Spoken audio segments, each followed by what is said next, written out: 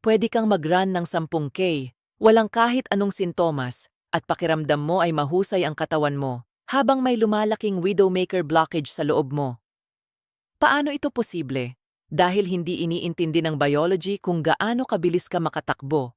Napakahusay ng katawan natin sa pag-a-adapt, kaya kayang itago ang 70% na bara sa arterya, pinananatiling dumadaloy ang dugo nang maayos hanggang sa isang sandali na huminto na ito.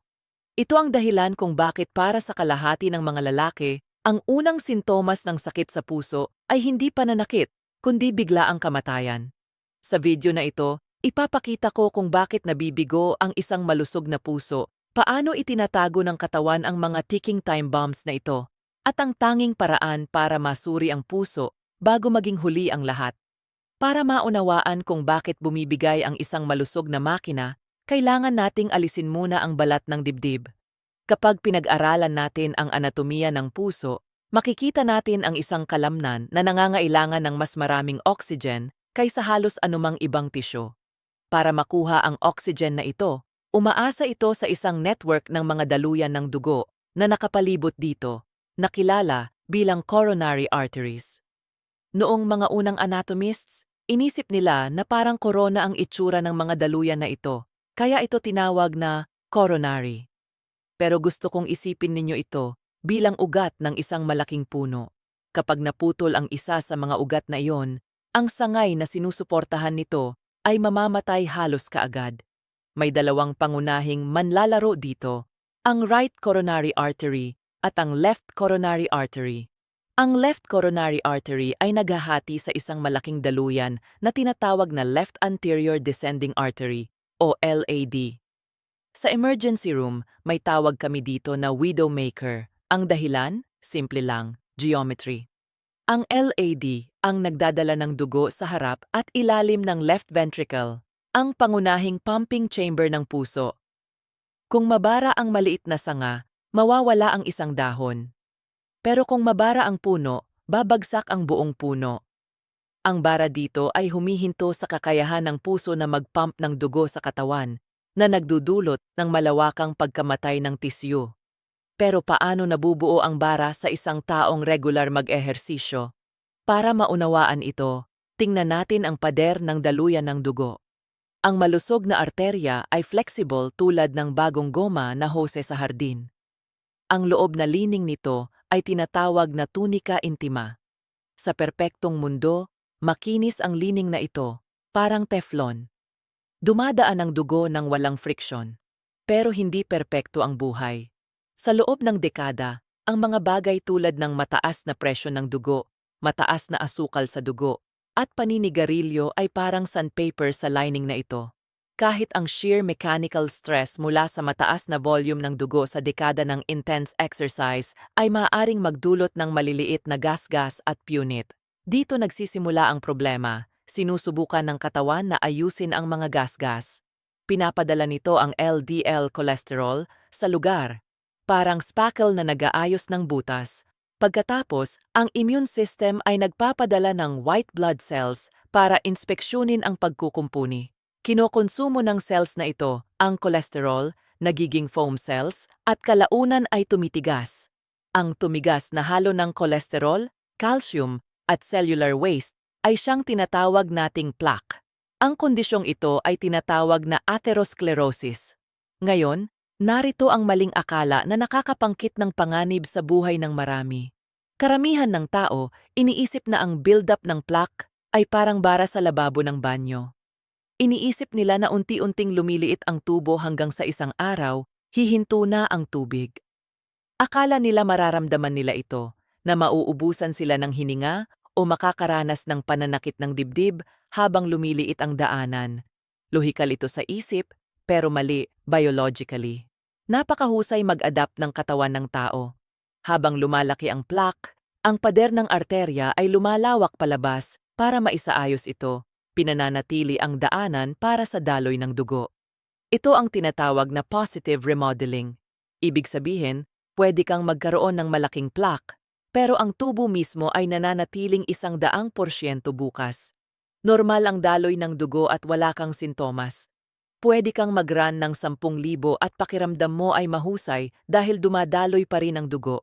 Ito ang dahilan kung bakit para sa 50% ng mga lalaki at 64% ng mga babae, ang unang sintomas ng sakit sa puso ay bigla ang kamatayan. Pakiramdam nila ay maayos sila hanggang sa 1 segundo na hindi na. So, ano ang nagtitrigger? Ano ang nagiging dahilan para ang tahimik na plaque ay maging nakamamatay na pangyayari? Nakabatay ito sa stability. Isipin ang plaque na parang isang blister na natakpan ng manipis na balat. Ito ay soft plaque na puno ng inflammatory gunk. Kung maranasan mo ang biglang pagtaas ng presyon ng dugo o sobrang pisikal na exertion, pwedeng mapunit ang manipis na balat na nakatabon sa plaque. Ito ang tinatawag na plaque rupture. Kapag napunit ang plaque, ang laman nito ay dumadaloy sa dugo. Nagpanik ang katawan, nakikita ito bilang isang malaking sugat at agad nagpapadala ng platelets para iklot ang dugo. Eksakto ito ang gusto mo kung maputol ang daliri mo, pero eksakto rin ang ayaw mong mangyari sa loob ng puso. Sa loob ng ilang minuto, lumalaki ang clot ng husto at tuluyang sinasara ang arterya. Hindi ang unti-unting build-up ng plaque ang pumapatay sa daloy, kundi ang bigla at mabilis na pagbuo ng clot. Para itong cork sa bote ng alak, biglang humahadlang ang dugo. Ito ang type 1 myocardial infarction. Ngunit may isa pang senaryo na madalas makaapekto sa mga endurance athlete na nagtutulak ng kanilang limitasyon. Ang type 2 myocardial infarction. Isipin ang isang 50 anyos na disiplinadong runner na si Robert. Normal ang kolesterol niya. Habang nagra-race, hindi niya nararamdaman ang matinding pananakit ng dibdib. Basta pakiramdam niya ay weird. Bumabagsak ang enerhiya niya. Nai-lightheaded at nasisik siya. Akala niya dehydrated lang siya. Sa ospital nakakita ang mga doktor ng protein na tinatawag na troponin sa dugo niya. Isipin ang troponin parang likido sa loob ng glow stick. Hanggang hindi napupunit ang plastic casing, nananatili ang likido sa loob. Pero kapag naputol ang stick, tumutulo ang likido. Puno ng troponin ang mga heart muscle cells.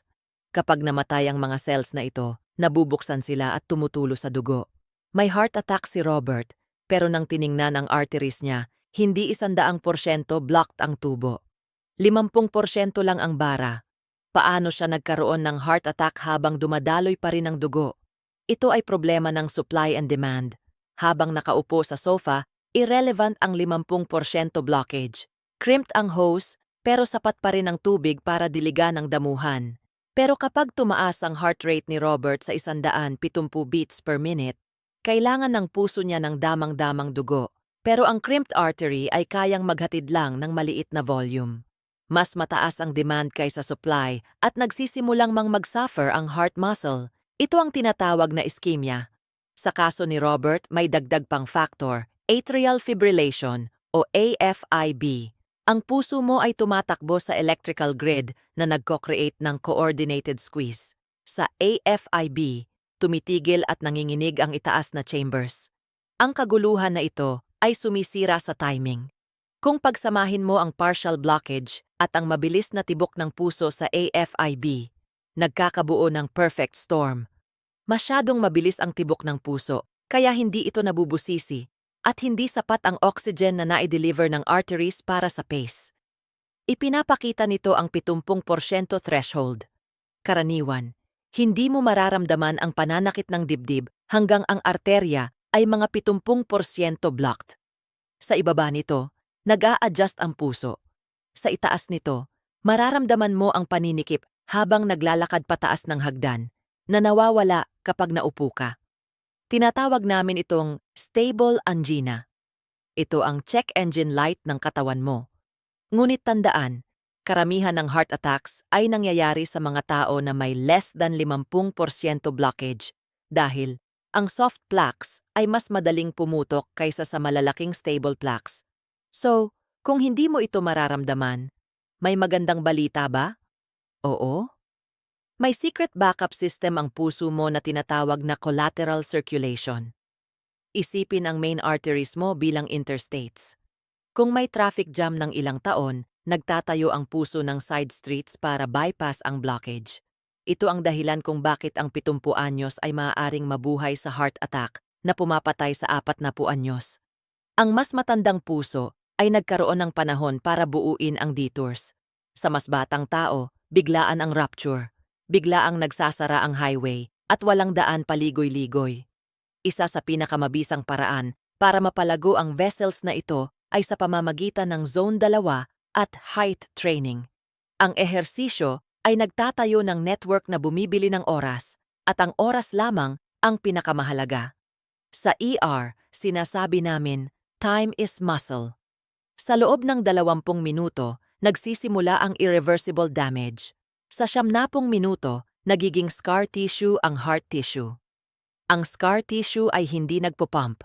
Para masagip ang muscle, kailangang kilalanin ang sintomas. Kadalasan, ang mga lalaki ay nakakaranas ng Hollywood heart attack, chest pressure at arm pain. Para sa mga babae, insidious ito, extreme fatigue, shortness of breath, o sobrang acid reflux. Kung maramdaman mo ang biglang sense of doom, huwag itong balewalain.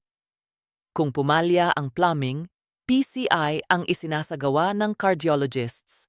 Inithread nila ang tube sa wrist, hahanapin ang blockage gamit ang dye, at i-inflate ang balloon para durugin ang plaque. Pagkatapos, nagde-deploy sila ng stent, metal mesh scaffold na pinananatiling bukas ang artery magpakailanman. Ngayon, pag-usapan natin ang scans para makita ang nakatagong culprit, ang screening strategy. Pero ang goal ay makita ang apoy bago masunog ang bahay. Ang standard blood work ay sinasabi lang kung anong ingredients ang nasa dugo. Hindi nito sinasabi kung kumakapit ang mga ito sa pader. Kailangan mo ng better data. CAC score, 5 minuto scan para sa hardened calcium. Score na 0 ay perpekto. Higit 400, parang ticking time bomb. CT angiogram, nakikita ang soft plaque, ang invisible at unstable na blisters na hindi pa tumitigas. Ito ang ultimate early warning system. Ang healthy heart attack ay halos palaging tragedy ng ignorance. Kontrolin ang blood pressure para maiwasan ang mechanical tearing ng arteries. Pamahalaan ang blood sugar para maiwasan ang inflammation at patuloy na kumilos. Huwag mag-guess kung healthy ka. Gamitin ang tech na meron tayo at alamin.